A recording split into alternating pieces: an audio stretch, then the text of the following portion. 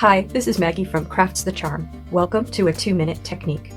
Today's technique is making a small decorative star or snowflake by upcycling aluminum soda cans.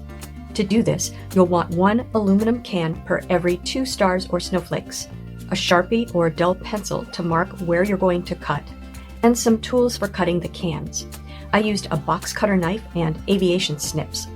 Some duct tape in an unobtrusive color will help keep your snowflake in one piece. You will want chalk paint if you're going to paint your stars or snowflakes. I used folk art home decor chalk paint in sheepskin to paint my snowflakes, and I used a little sandpaper to remove some of that paint. You might also want to wear some gloves to protect your hands from the sharp edges of the cans. To begin, rinse out your cans and then remove the top and bottom of the can. I use a box cutter knife to cut around the top of the can, being careful to avoid the curved part of the can. I then use aviation snips to snip a straight line down to the bottom. I then cut off the bottom of the can. Find a 6-pointed star or snowflake pattern on the internet. Scale to just under 4 inches square or just under the width of your piece of aluminum, and print and cut out your shape.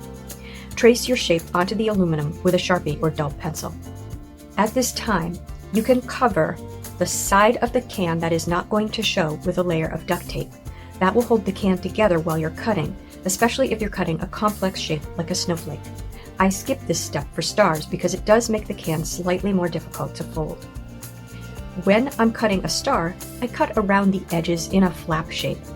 You can leave the flaps out or press them in. Because the snowflake I'm cutting is thicker, I just cut around the snowflake itself. Now decide which side of your shape you're going to display and fold your star or snowflake in half from point to point. If you have cut out a 6-pointed star or snowflake, you will fold 3 times. Make sure your folds all meet in the middle. With the snowflake, as you fold, cut shapes out at the inside by cutting through the fold. You will use your marks to make symmetrical cuts. Be careful not to make too many cuts, as the aluminum is fragile. Press your points together to crease the depression between the points.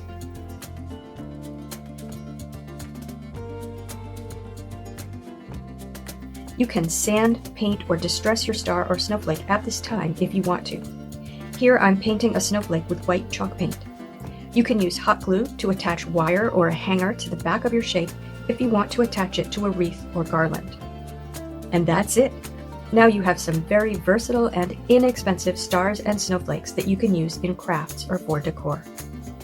Here are some aluminum stars in a kitchen winter garland, and here is a snowflake in the center of a large soda can star. Happy crafting!